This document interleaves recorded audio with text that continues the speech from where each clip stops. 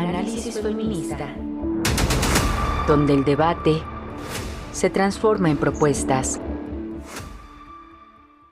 Muy buenos días, vamos a adentrarnos el día de hoy en una historia que ha generado titulares y debates en todo el país.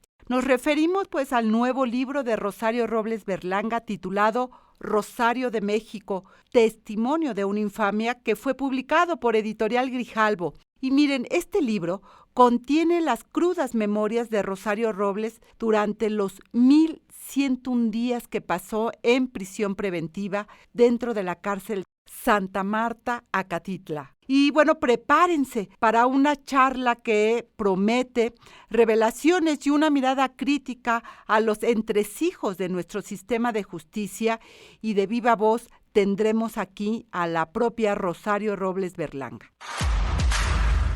Pues hoy tenemos a una mujer con una trayectoria larga, muy larga, no la voy a leer toda ni la voy a presentar toda, pero sí me parece muy importante recordar algunas de las situaciones que enmarcan a Rosario Robles, que es nuestra invitada.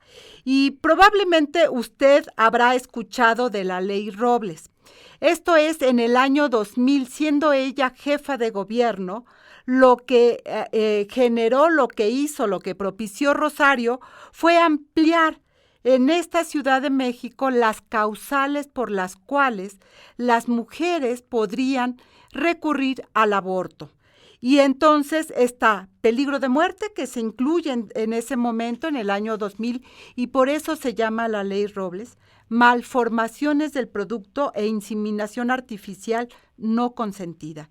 Y esto es, digamos, la base por la cual después en nuestra Ciudad de México se logra despenalizar el aborto. Perdón, pero quería decirte algo sobre esto, que es la parte más importante y que fue la más polémica en la acción de inconstitucionalidad que presentaron en la Corte y que se resolvió a favor de nosotros. Y es que el Ministerio Público ya de la denuncia, antes requerías que ir al juez y que el juez determinara que sí había una violación. En el caso de violación. Consecuencia, ya entonces el derecho a interrumpir el embarazo. Acá, la gran modificación que se hizo fue evitar el paso del juez, porque yo decía, no, pues ya tenían los niños 5 años y el juez apenas estaba resolviendo, ¿no? Totalmente de acuerdo. Quedó a nivel Ministerio Público con las pruebas que determinaran que había sido violentada una mujer, violada, y en consecuencia tener derecho a la interrupción del embarazo. Y como tú lo señalas, eso es muy importante porque, bueno, en todo el país estaba reconocido en los códigos penales el acceso al aborto producto de una violación, pero ahí estaba el nudo gordiano, como bien lo señalas, no podía realizarse si el juez no determinaba, y bueno, como tú señalas, las criaturas nacían producto de la violación y el juez tardaba años si es que lograba eso.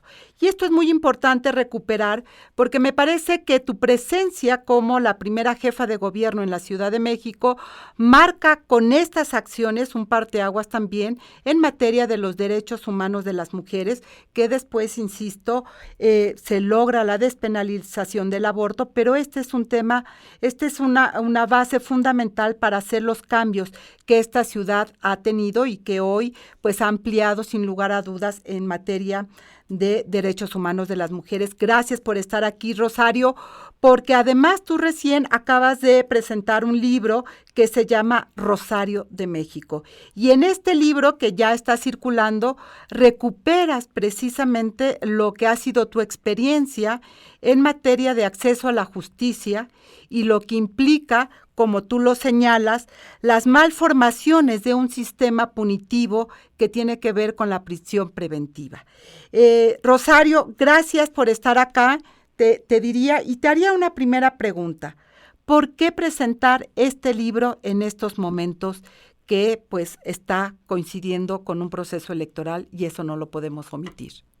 Claro que sí, Lucy, te agradezco enormemente, me da mucho gusto el poder platicar contigo. Lo habíamos hecho ya de manera personal y te agradezco el que me hayas visitado y abrazado, y ahora pues por esta vía, y no, o sea, la coincidencia es casual.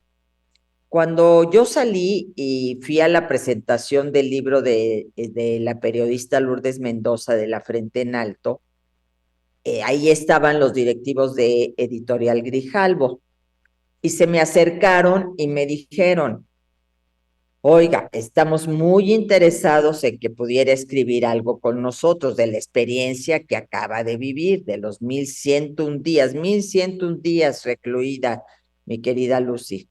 Entonces me dieron su tarjeta y yo había hecho anotaciones ahí adentro en la cárcel, diario, que una anécdota, que la otra, y como que había una base, un material base, entonces se pusieron muy rápido en contacto conmigo, que estaban muy interesados, y pues dije, adelante, porque me interesa contar la verdad, mi verdad, me interesa reivindicar mi trayectoria, mi historia, que quisieron manchar, enlodar.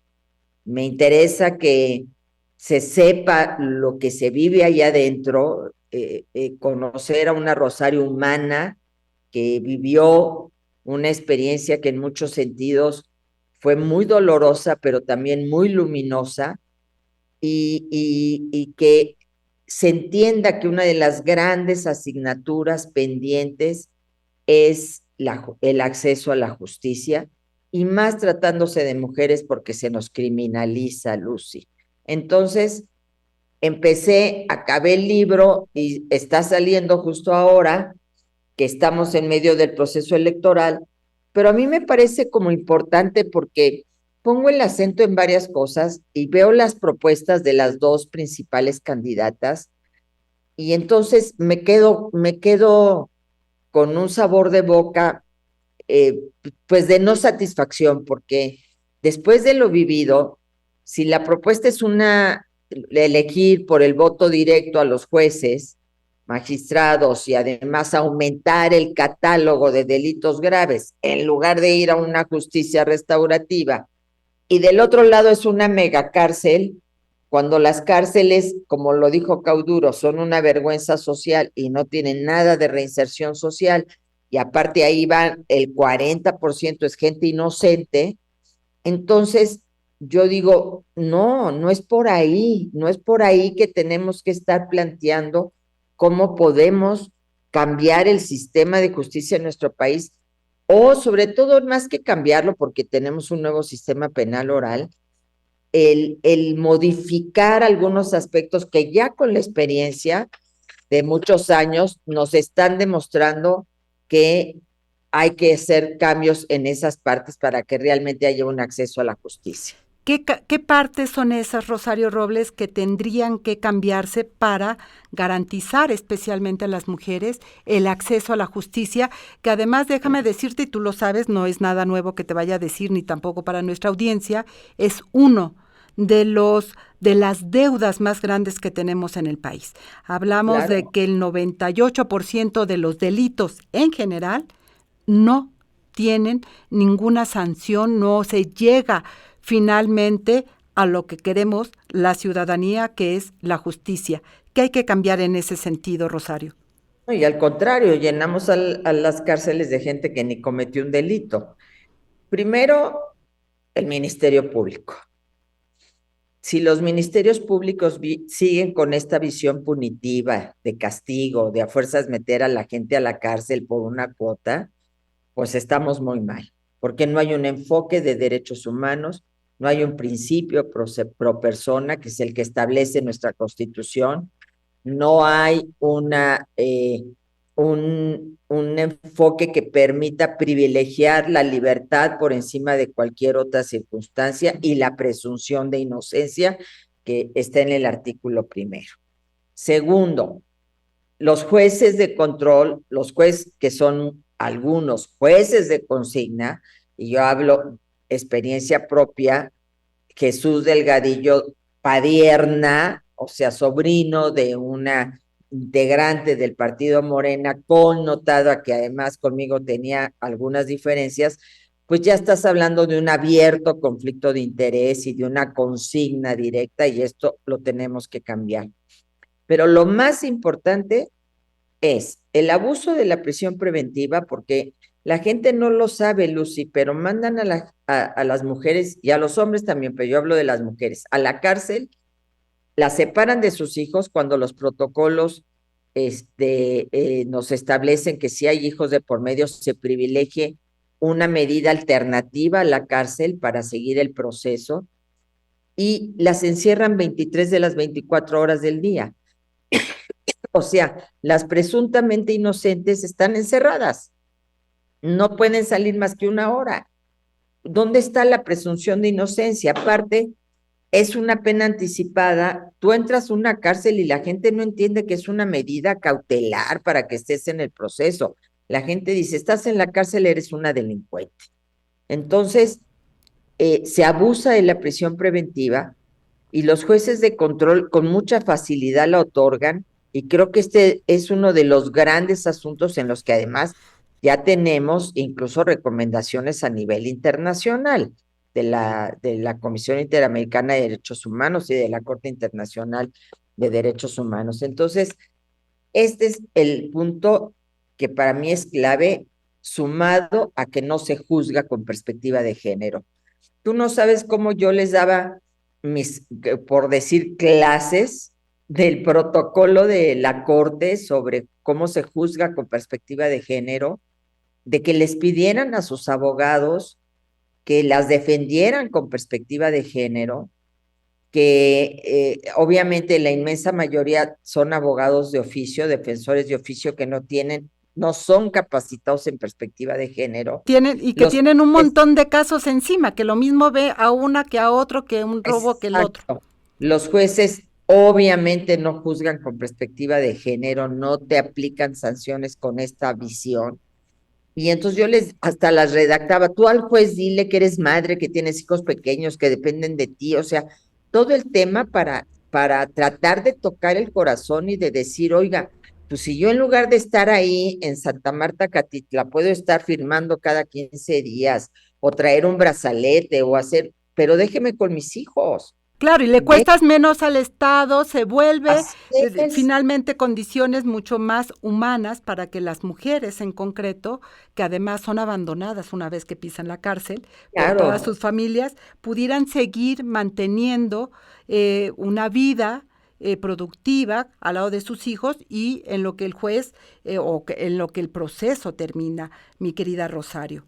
Y si ya es culpable, entonces, bueno, la pena, pero mira, en este país decimos que no hay cadena perpetua y se aplican penas de 50 a 60 años. Tú dime, una chica de 18 años a la que se le aplican 50 años, 60 años, 70 años sin beneficios porque es secuestro o trata de personas o cualquier otro delito. Es una cadena perpetua. Hay un incentivo a esas mujeres para reinsertarse, para ser productivas. No hay el mínimo. Entonces, ahí adentro siguen enroladas en esquemas de delincuencia, ¿no? En redes. Entonces, todo esto es lo que yo digo, bueno, tenemos que cambiarlo.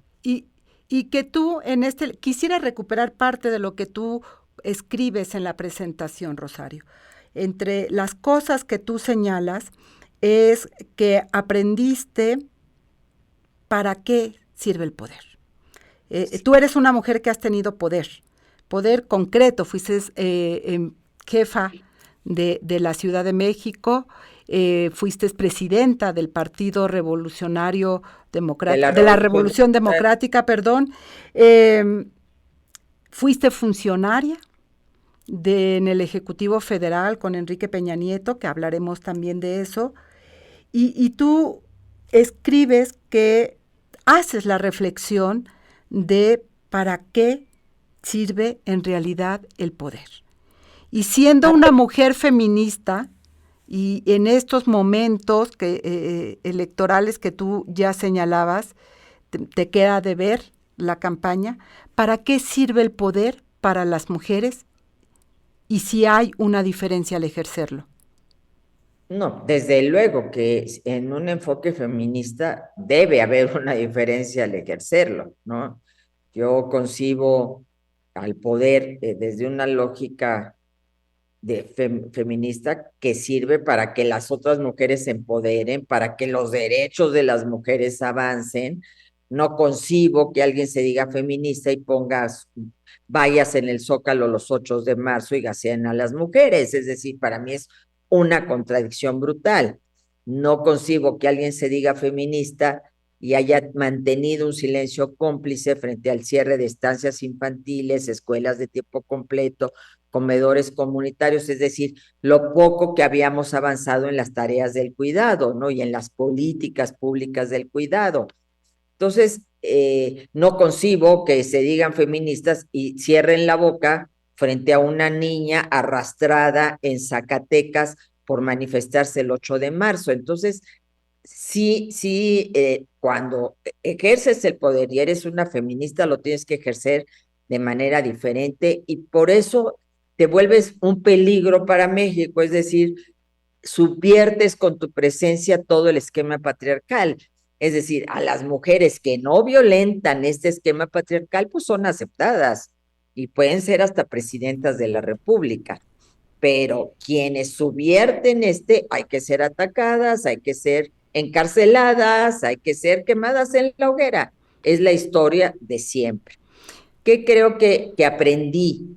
Yo ejercí siempre el poder desde cargos, desde presupuestos, desde tener posiciones que me daban la posibilidad de hacer estas transformaciones a favor de las mujeres, porque no solo es la ley Robles, es la otra ley Robles que reconoció el trabajo en el hogar, que si te divorciabas tuvieras derecho al 50% del patrimonio, es las ciudades seguras para las mujeres, la lucha por las cuotas, luego por la paridad, el tema de la lucha contra las violencias, el asunto relacionado con los cuartos rosas, el hacinamiento y la violencia de niñas y adolescentes, vivienda para mujeres, muchos esquemas en los que había un sello que tenía que ver con una mujer poderosa que estaba convencida de luchar por los derechos de las mujeres. Pero ahí en la adversidad aprendí que el poder lo puedes ejercer siempre y cuando hay una vocación, una causa. Y yo ahí encontré una causa, Lucy, que es la que me permitió sobrevivir, una causa que era la justicia para todas esas mujeres.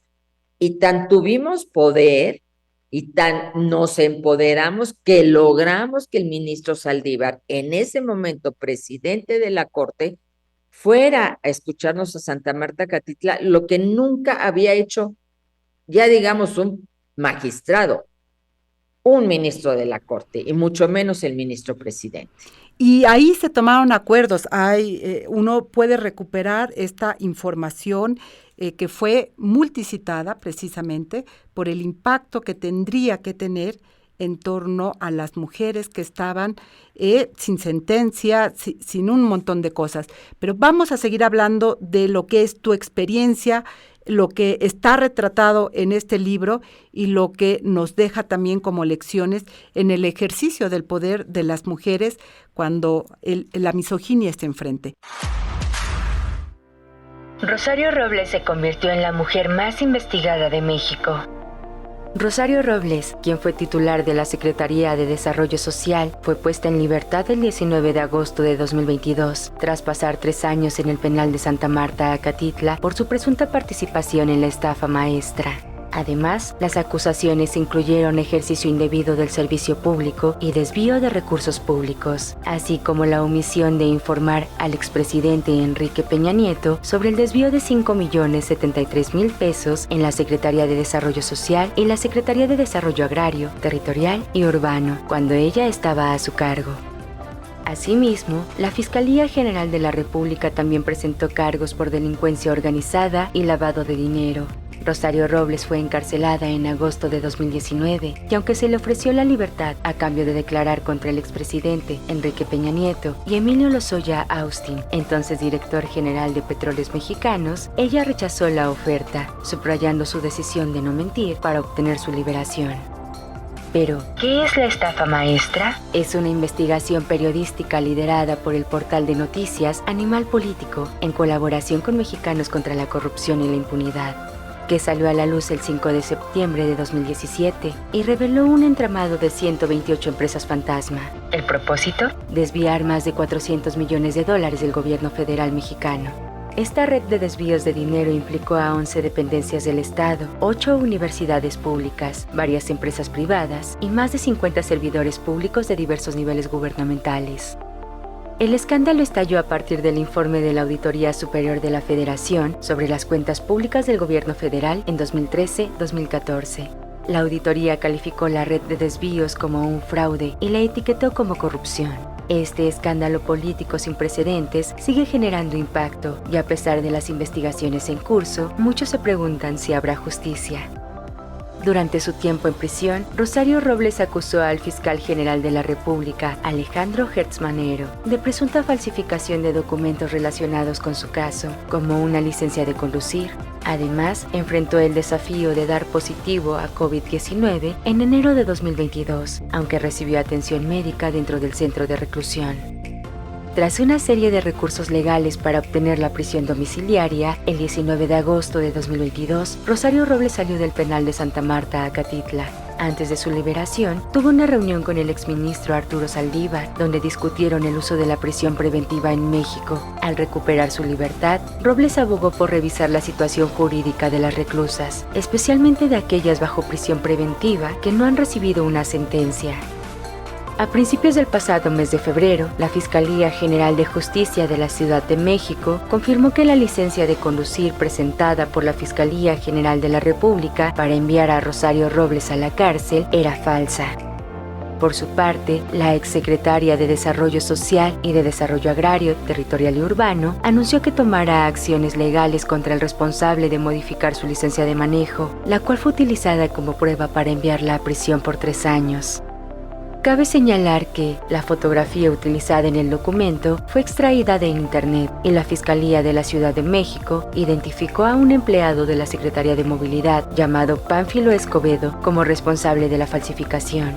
Aunque ni la Fiscalía General de la República ni la Fiscalía Capitalina le han ofrecido disculpas, Rosario Robles afirmó que emprenderá acciones legales para encontrar al responsable de las licencias de conducir falsas, que la mantuvieron en prisión durante estos años. Informó para Análisis Feminista, Marlene Galván. Y bueno, pues estamos hablando con Rosario Robles a partir de este libro que publica Rosario de México. Y bueno, pues el resumen está ahí de lo que ha sido este andar, esta última etapa, mi querida Rosario, en términos también de lo que hoy este libro trae a la luz de lo que significa 1,101 días de prisión. Quisiera hacer algunas precisiones de lo que ahorita se acaba de decir, porque a mí nunca me acusaron de desviar recursos públicos. Jamás. No hay una sola acusación de que yo haya tomado un peso, y esto es muy importante, Lucy, porque a mí me acusaron de ejercicio indebido del servicio público, es decir, que yo había sido omisa frente a lo que habían hecho otros. ¿Qué es primero, el huevo o la gallina? Primero tendrían que haber demostrado que otros hicieron algo para que después dijeran que yo fui omisa. A la fecha no se ha demostrado nada. La estafa maestra para mí es la infamia maestra, es una investigación periodística que no tiene a nivel judicial ninguna base y no han logrado después de muchos años demostrar nada. 2, la única acusada y la única encarcelada fui yo. ¿Por qué? Porque estaban otros secretarios de Estado, estaban funcionarios de altísimo nivel. No quiero decir que fueran culpables de nada. No eran culpables que yo, después de 4 años de lucha jurídica, se me absolvió. Y esto es algo también bien importante de decirlo. Me investigaron hasta por debajo de las piedras y no encontraron nada. Y me tuvieron que absolver, Lucy, después de que me habían arrebatado 3 años de mi vida. Yo siempre dije, porque yo me presenté y lo digo en el libro, yo vine de un viaje en el extranjero, me presenté al citatorio y dije, aquí estoy. El que nada debe, nada teme, porque sabía que yo no había hecho nada indebido. Y Ningún... entonces, Ah, termina, Rosario, y ahorita te pregunto. sí, entonces, a Francisco Garduño, que todo mundo vimos que se le quemaron nuestros hermanos migrantes en la estación de Ciudad Juárez, lo acusan del mismo delito, ejercicio indebido del servicio público. Y él no solo no pisa la cárcel, sigue en su cargo. ¿Cuál es entonces el tema con Rosario Robles? Es Era el todo tema. menos un tema jurídico, era todo menos un tema de justicia y de buscar la verdad. ¿Qué Porque había si se entonces atrás, mi querida Rosario? pues yo creo que mucho la venganza, ¿no? El resentimiento, la hazaña, el no haber aceptado o el no aceptar que yo hubiera tomado un camino diferente, que no me hubiera ¿PRI? doblegado ante Andrés Manuel López Obrador. Pues al PRI nunca entré, Lucy. Bueno, Nunca gobernaste fui junto con Enrique Peña Peña Nieto. Nieto, pero con un programa que tenía que ver con toda una política social basada en derechos y en programas que fueron pioneros en México y que fueron reconocidos tanto por la FAO como por la ONU. ¿Eso lo Entonces, tomaron como traición? pues yo creo que venía de antes, ¿no? La ruptura fue mucho antes que eso y había demasiados que querían cobrársela. Entonces, al final de cuentas, pues ¿Qué, no, qué se no. querían, perdón, qué se querían cobrar, Rosario? Cuando dices eran demasiados que querían cobrársela. Lo de ¿Qué los les debías? videoescándalos, ahí lo Ah, digo, ¿no? Pues ujú. por ejemplo, está en el libro, ¿no? El que yo no me le sometiera a Andrés Manuel, él no soporta que una mujer no se le someta, Eso no también lo soporta una dices. mujer que no esté subordinada. Entonces, todo eso, pues llegan al poder y casualmente a la única que persiguen es a mí. Pero también creo, porque como Andrés me conoce muy bien, que no quería que yo anduviera suelta por el país, recorriéndolo, viendo a la gente.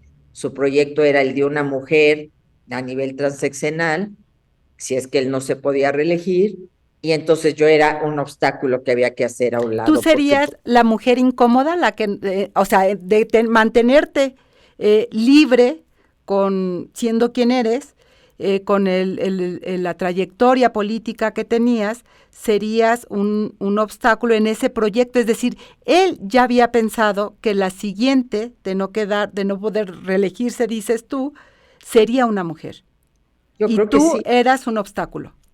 Pues absolutamente, yo había sido jefa de gobierno, presidenta del PRD, yo había sido fundadora del partido, caminado con Cuauhtémoc Cárdenas, caminado con Andrés Manuel, conocí el país de la Seca, la Meca, en todos lados había sembrado un comedor comunitario, una escuela, una vivienda, un cuarto rosa, tenía reconocimiento internacional, era feminista, había leyes con mi nombre, es decir, había una trayectoria Sí. muy importante que no dependía de un hombre. En el Eso es, 2000, yo ¿mandé? recuerdo, en el 2000 yo recuerdo que varias feministas te miraban como la candidata presidencial. Y ahí empezó el pleito. Fíjate que además, tú lo recuerdas porque además tú viviste eso conmigo. Yo tuve una reunión con todas las feministas, las organizaciones feministas antes del proceso electoral del 2000, que me dijeron, Rosario, pues eres feminista y ya hay que ampliar los causales de aborto y demás como tú te comprometiste con nosotras. Y yo les dije, sí, nada más déjenme que pase la elección. Pasó la elección y cumplí con mi compromiso, presenté la iniciativa. Además, ahora es muy fácil hablar de esto porque además nuestra corte ha avanzado mucho en estos derechos. Pero en el 2000, acuérdate que en Guanajuato estaba la iniciativa de criminalizar el aborto, incluso en caso de violación. Es decir, íbamos como a contracorriente De lo y que lo hicimos. pasaba. ¿Y qué declaró el entonces jefe de gobierno electo? que a él no le tocaran esos temas porque eran neutrales, cuando éramos del mismo partido y cuando se supone que éramos de izquierda. Entonces, ahí empieza un poco el conflicto porque los dos estábamos al parejo, los dos aparecíamos como dos figuras relevantes, además de Cuauhtémoc Cárdenas en el PRD, después yo fui la presidenta, y entonces ya empezó a ver como un tema de, ya no me gustaste tanto, porque cuando eras mi alumnita, pues sí me gustaba mucho que estuvieras ahí, pero ya estamos viéndonos al tú por tú, y esto ya no me gusta. Y empezaron los conflictos, pero yo creo y nunca me imaginé, Lucy, que se llegara a este nivel de encarcelarme, como lo dijo el Ministerio Público en alguna ocasión, es que Rosario era la mujer más poderosa de México. Yo no me veía así, pero le dije al juez, aquí, ahí está la razón por la que estoy sentada en este lugar. Lo Por, acaba de decir el Ministerio Público con toda claridad. por tener esa percepción afuera de tener poder, un poder que has aprendido, de acuerdo con lo que señalas en tu libro, de para qué hay que usarlo y lo que has tenido. Y tú decías hace unos minutos que dentro de prisión ejerciste también el poder. Y el poder se vio reflejado en esta visita, lo señalabas también y lo recuperas en el libro, de el presidente, del ministro presidente, que él dice, muy histórico, tú lo decías hace un momento, ¿no? Pero si no generamos resultados, medidas, no deja de ser una anécdota. Esta visita no se trata de mí, decía, se trata de las mujeres y de los miles de inocentes que están en las cárceles de México, que quieren, que buscamos, que revise la prisión preventiva oficiosa. Después de esto salen varias mujeres de prisión. Así es. ¿Y qué pasa después? No ¿Dónde solo están los salen, cambios, Rosario? no solo salen varias mujeres, sino que el punto medular de lo que el ministro propuso fue que la Defensoría Pública Federal se hiciera cargo de casos del fuero común, porque los del fuero común están rebasados. Entonces, entrevistaron a más de 800 mujeres y clasificaron en casos en donde lo que faltaba era la reparación del daño, casos en el que el delito no ameritaba la presión, los casos en los que ya tenían más de 2 años. Hay mujeres con 18 años sin sentencia, Lucy, 18 años sin sentencia. Y todos esos casos los fueron clasificando y empezaron a hacer un trabajo arduo los defensores públicos federales y empezaron a salir mujeres. Sin embargo, debo reconocer que una vez que hubo cambios en la Defensoría Pública Federal, este trabajo disminuyó considerablemente. Eso es algo que yo he querido decirle a la ministra Norma Piña, que ella como mujer, como además una mujer muy comprometida con la perspectiva de género, con la defensa de la justicia y de los derechos de las mujeres, ojalá volteara a ver todo este avance que logramos y que pudiera concretarse más rápidamente en liberación de mujeres, como lo establece la ley de ejecución penal. No he querido yo, y aquí te confieso esta parte, tocar la puerta de la ministra, porque de por sí dicen que gracias a ella, cuando todos mis amparos yo los obtuve cuando Saldívar era presidente de la Corte. Y ni siquiera ellos tienen nada que ver, son los magistrados y los colegiados los que determinan los amparos. Pero no quiero ensuciar ahorita lo que ella está defendiendo, que es mucho más grande que Rosario Robles, que es la autonomía y la independencia de nuestro Poder Judicial. ¿Sigue siendo la visita non grata todavía, Rosario? Pues yo creo que ella sería muy sensible, ¿no? Pero ¿para qué damos pretextos? Si le exhiben un ataúd al frente de la corte, pues ¿para qué le damos pretextos a quienes desean denostar y desarticular a nuestro Poder Judicial? Entonces, he hecho llegar a través de amigos y ministros, otros, pues esta preocupación de que por favor se le dé continuidad a este esfuerzo de liberar mujeres y sobre todo revisar los casos de prisión preventiva. Y ahora ya tienen pues la resolución de la Corte Interamericana, entonces tienen más elementos a favor para hacerlo. La gente, es que nuestra tradición cristiana católica nos da por el castigo, ¿no? Es decir, hay que castigar, nos da por lo punitivo, ¿no? ¿Cómo vamos a liberar a delincuentes? No, primero vamos a liberar a las que están en la cárcel siendo inocentes, que nadie les ha dado una sentencia. 70% decía el ministro cuando fue en el 2022, salía de la cárcel, decía más del 70% de las mujeres en el centro de reclusión no tienen sentencia. De eso estamos hablando. De esto estamos hablando y estamos hablando de las otras también, Lucy. Totalmente. Son personales, son contextos de sumisión y de subordinación y de violencia a las que están sometidas y que son juzgadas igual que los hombres. Y se nos está acabando el tiempo. Yo creo que podríamos seguir esta entrevista por mucho tiempo más, pero quiero recuperar el título del libro, Rosario de México. ¿Por qué ese nombre? Bueno, es que acuérdate que yo anuncié que saldría un documental que se llamaría Rosario de México junto con mi libro. El libro habla de esta experiencia de 3 años y el documental es una historia, pues desde que estoy en la universidad y desde entonces lucho, soy pionera. ¿Y tu corazón sigue a la izquierda? Completamente, siempre, de la verdadera izquierda. Entonces, el documental sí decidimos posponerlo para después de las elecciones, porque eso sí estaba en nuestras manos. Ahorita hay 2 mujeres que ahí están protagonizando esta lucha por la presidencia de la República, que son beneficiarias de nuestras canas, de nuestras luchas. ¿Qué les dirías? Una frase antes de irnos a ambas. ¿Qué les dirías a ambas del ejercicio del poder desde las mujeres y desde el feminismo? Que lo hagan con autonomía, con independencia, que se pongan la investidura completa y que se asuman como presidentas la que gane. Pues ahí está la frase con la que cerramos esta entrevista, Rosario Robles.